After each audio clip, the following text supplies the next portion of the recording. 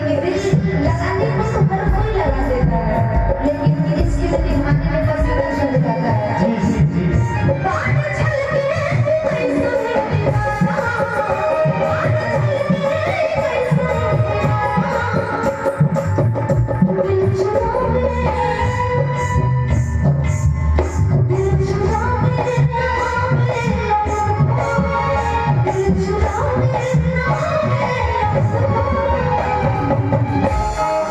अब आप मेरे दिल लगा ले।